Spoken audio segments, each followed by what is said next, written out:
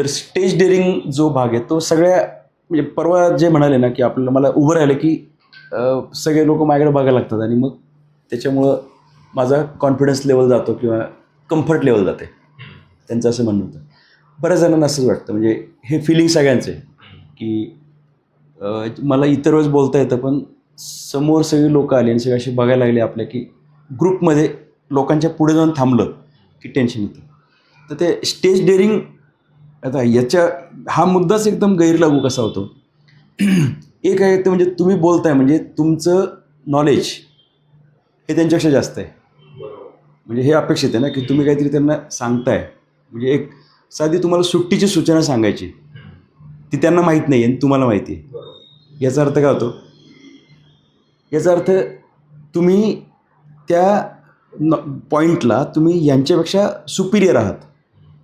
ज्यावेळेस तुम्ही एखाद्या गोष्टीत काम करताय आणि त्याच्यावर तुम्ही बोलताय मग ते तर लोक काहीच काम करत नाहीत त्याच्यावरती. समजा तुम्ही एखाद्या ट्रिपला जाऊन आलात आणि तुम्हाला ती माहिती लोकांना सांगायची. ते लोक जाऊन नाही आलेले ना. मग ती माहिती तुमच्याकडेच आहे. एखादं पुस्तक तुम्ही वाचलं आहे ते तुम्हाला लोकांना सांगायचं. मग तुमच्याकडे जास्त नॉलेज आहे त्यांच्याकडे कमी नॉलेज आहे. याला इंग्लिश शब्द आहे पोटेन्शियल डिफरन्स. तुमचा पोटेन्शियल डिफरन्स त्याच्यामध्ये असल्यामुळं जर तुम्ही त्यांच्यापेक्षा जास्त ताकदवान असताल तर मग तुम्ही काय केलं पाहिजे. तुम्ही घाबरायची काय गरज आहे त्यांना. काहीच घाबरायची गरज नाही.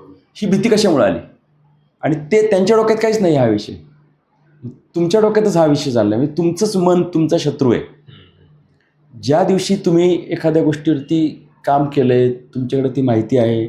आता तुमच्या मनात काय असलं पाहिजे की मी हे समोरच्यांना सांगणार आहे ज्यांना हे माहीत नाही आहे किंवा ज्यांना माहिती आहे पण ज्यांना तेवढ्या लेवलचं माहीत नाही जेवढं मला आहे. एखादा शिक्षक विद्यार्थ्यांना शिकवतो. शिक्षकाला जास्त माहिती आहे. म्हणजे तुम्ही तिथं गेल्यानंतर त्यांना घाबरण्याची गरजच नाही आहे ना. म्हणजे लॉजिकली काहीच नाही ना तथ्य. कारण तुम्हीच त्याच्यामध्ये पॉवरफुल आहात. म्हणून मग विषय कोणता पण असू दे. तुम्ही आता इंडस्ट्रियल ट्रेनिंग घेताय. तुम्हाला समजा नगरपालिकेत सभागृहात बोलायचं आहे. तुम्हाला भाषण करायचं आहे. तुम्हाला करिअरवरती व्याख्यान घ्यायचं आहे.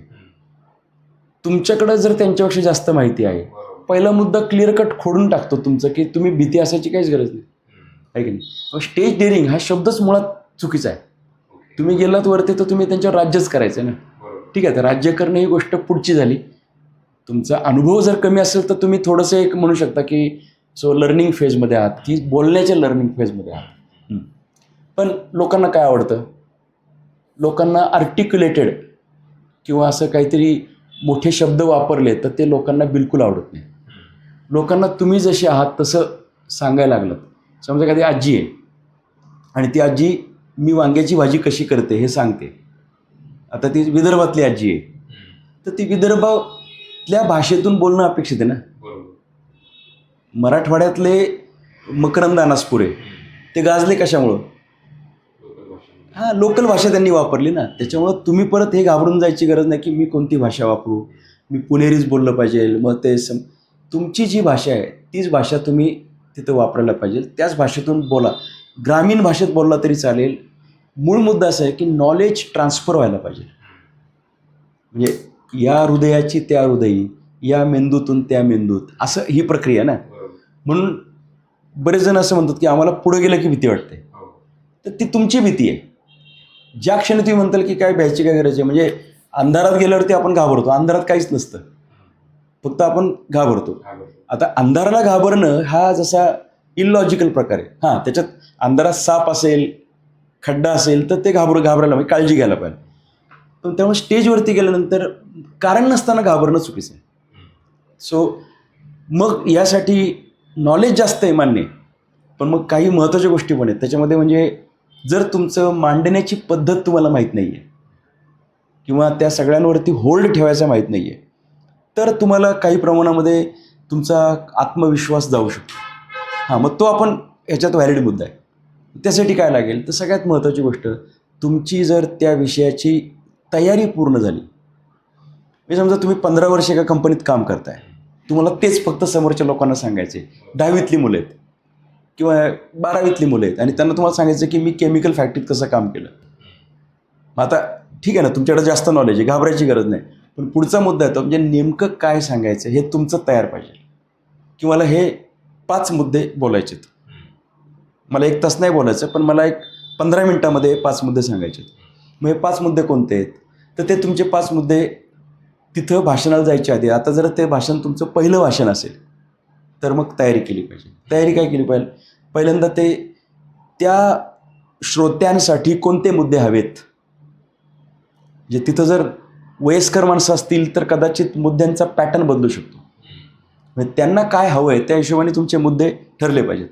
15 ऑगस्टला जर तुम्ही भाषण करायला गेलात आणि ज्येष्ठ नागरिक असतील तर तिथं तुम्हाला वेगळ्या पद्धतीने विषय मांडायचा आहे. ती जर प्रायमरीतली मुलं असतील तर वेगळ्या पद्धतीने विषय मांडायचा आहे. म्हणून त्याची तयारी तुम्हाला करायला लागेल की हे माझे 5 मुद्दे आहेत. या 5 मुद्द्यांची मध्ये ह्या मुद्द्यात मी काय बोलणार आहे. त्याच्यानंतर पहिला मुद्दा संपल्यानंतर मी ऑटोमॅटिकली असा सहजपणे सॉफ्टली सेकंड मुद्द्यात जाणार आहे. मग तिथून माझं ते सांगत असताना मला ह्याच्यात हा किस्सा सांगायचा आहे, मला हे उदाहरण सांगायचं आहे, इथं जरा गंभीर मुद्दा हा सांगायचा आहे. मग मी तिसऱ्या मुद्द्याकडे जाणार आहे. तिसऱ्या मुद्द्यामध्ये मला अमुक अमुक गोष्टी सांगायच्या आहेत. चौथा मुद्दा, 5व्या मुद्द्यानंतर मला एंड करायचा आहे. हे सगळं जर तुमच्याकडे एक स्क्रिप्ट डोक्यात तयार झालं, म्हणजे कागदावरती तुम्ही पॉईंट्स काढले, आधी तर तुम्ही त्यामध्ये जे जे बोलायचे त्याचे पण शॉर्टमध्ये पॉईंट लिहा, कारण पहिलंच भाषण आहे. मग आता हे सगळं तयार झालं आणि ते जर तुम्ही 2-4 वेळा वाचून काढलं, आता मेंदू आपला ऑपरेटिंग आहेच आहे, तो सगळं लक्ष देऊन बघणार आहे काय आहे ते सिक्वेन्स तो ठरवणार आहे. आणि ह्या सिक्वेन्स झाला, आता मग तुम्ही घरात प्रॅक्टिस केली की मी तर म्हणेल की कुणाशीच न बोलता प्रॅक्टिस करण्यापेक्षा एखाद्या मित्राशी तुम्ही बोललात, घरातल्या लोकांशी चर्चा केली या मुद्द्यावर, जसं भाषण करणार तसं घरातल्या लोकांशी नॉर्मली म्हणजे इनफॉर्मली जर तुम्ही बोललात, तुमचा विषय त्याचा फ्लो असा पक्का झाला. विषय पण पक्का झाला, विषय आधीपासूनच पक्का होता तुमचा, पण आता काय मांडायचं ते मुद्दे लक्षात आले की या 5 मुद्द्यांच्या पलीकडे शक्यतो जायचं नाही. ज्यावेळेस तुम्ही सराईत भाषणदार होताल तर त्यावेळेस तुम्ही मग ते इकडं तिकडं कशाही स्वैर विषय मांडणार आहे. आता सुरुवात आहे. 5 मुद्दे कळले, त्याचा फ्लो कळला, त्याची प्रॅक्टिस झाली, 2, 3, 5, 10 वेळा प्रॅक्टिस झाली. जसं पूर्वी लोक पिक्चर बघितल्यावर स्टोरी सांगायचे, तो पिक्चर पुन्हा तो मेमरीमध्ये स्ट्रॉंग जाऊन बसायचा. पिक्चर पाहिला आणि विसरून गेलो आपण तर आपण नंतर 15 वर्षांनी लक्षात राहत नाही. पण ज्या पिक्चरची मी लहानपणी स्टोरी सांगितली आहे माझ्या मित्रांना, घरामध्ये, भावाला, ते पिक्चर अजून माझ्या पक्के लक्षात आहेत. तसं तुम्ही 5-7 वेळा जर घरात तयारी केली, मित्रांच्या समोर बोलणं केलं. काही लोक सांगतात की तुम्ही एकटे असताना पण बोला, ठीक आहे, हरकत नाही. आणि मग त्याच्यानंतर ज्यावेळेस आपण असं केलं की स्मॉलर साईज ऑडियन्सला गेलो, स्मॉलर साईज ऑडियन्स की जिथं तुम्हाला भीती वाटण्यासाठी जसं एकदम घाबरून एकदम छातीत गोळा आला की पोटात गोळा आला, छातीत धडधड झालं, एवढी लोक, तसं नाही, ठीक आहे. कारण पहिल्यांदा जर तुम्ही कोलॅप्स झाला तर नंतर तुम्ही म्हणताल की जा सोडून दे, मला नको भाषण करायला. त्यामुळे म्हणजे 5-7 लोक आहेत, जरा कमी वयोगट आहे, त्यांच्याकडे तुम्ही बोलताय.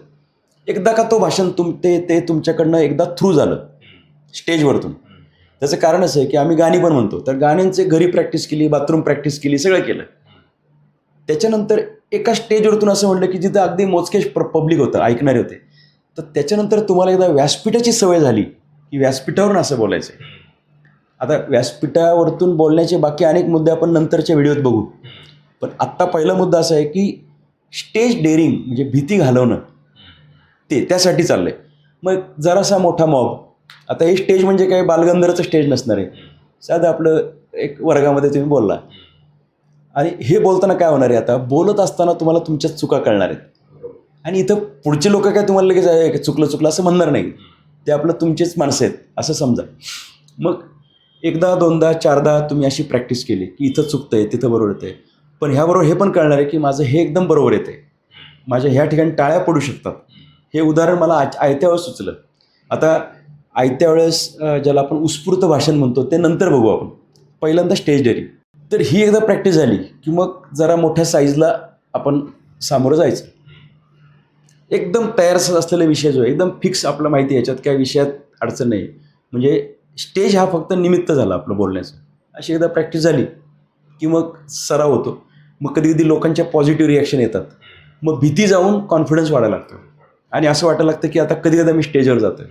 अशी भरपूर उदाहरणं आहेत की ज्या लोकांना लोकांची भीती वाटायची पुढं बसलेल्यांची.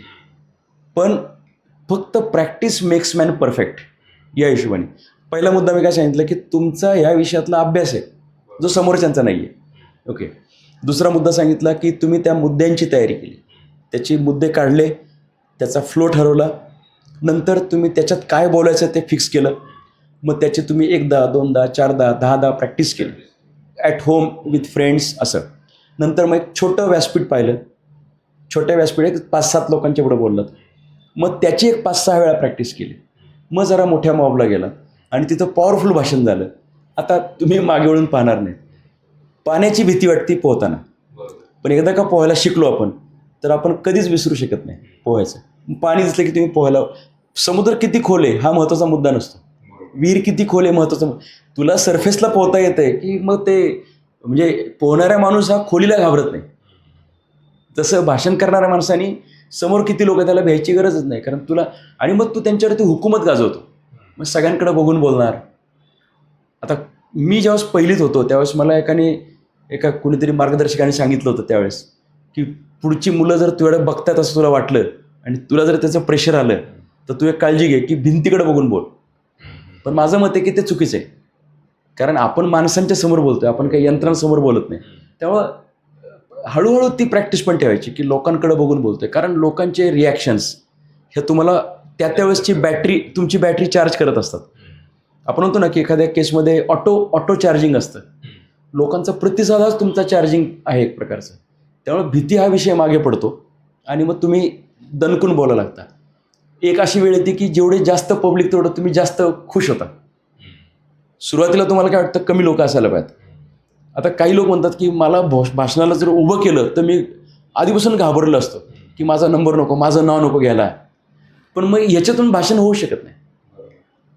भीती आली की विचारचक्र थांबलं, बरोबर ना. म्हणजे तुम्ही ड्रायव्हिंग करताय, घाटातून ड्रायव्हिंग करताय आणि तुम्ही घाबरलेला आहेत, गाडी नीट चालवता येईल का? नाही. हां, आम्ही काश्मीरला गेलो होतो त्यावेळेस तिथला ड्रायव्हर काय म्हणाला, घाट अवघड आहे म्हणला. त्याचं एक वाक्य होतं, जो डर गया वो मर गया. म्हणजे तो म्हणतो की न घाबरता चालवायची, कारण मला दरी बघायचीच नाही आहे ना, मला रस्ता बघायचा आहे. आता जो माणूस दरी बघेल तो म्हणेल की गाडी चालवणं फार अवघड आहे. मूळ मुद्दा असा आहे की तुमचं काम काय आहे, रस्त्यावरतून गाडी इकडे तिकडे जाऊन द्यायची नाही. मग तो रस्ता कुठलाही असू देत, हां त्याच्यात भीती असणार आहे, स्वाभाविक आहे. पण एकदा ती प्रॅक्टिस झाली किंवा ती भीती जाते. त्यामुळे तुमच्यासाठीचा सगळ्यात महत्त्वाचा मुद्दा, तुम्हाला मुद्दे काढता आले पाहिजेत, विषयाची तयारी पाहिजे. विषयाची तयारी नसेल तर तुम्ही घाबरणं स्वाभाविक आहे. आयत्यावेळेस कसं काय बोलणार आहे. एकदा एखादा वक्ता पूर्ण सिझन्ड वक्ता झाला की मग तो कोणत्या विषयावर बोलतो. ते सुरुवातीच्या काळात जे अपेक्षित आहे ते म्हणजे भाषणाची तयारी, मुद्दे काढून ठेवलेत. आता ते कागदावरती राहून चालणार नाही, ते मुद्दे डोक्यात बसलेत, ते तुमच्या वाणीच्या माध्यमातून अनेक वेळा त्याचं आवर्तन झालं आहे आणि मग तुम्ही छोट्या मॉब पुढे गेलात, मग मोठा मॉब आणि असं. त्यामुळे स्टेज डेअरिंग या पद्धतीने तुम्हाला क्लिअर करता.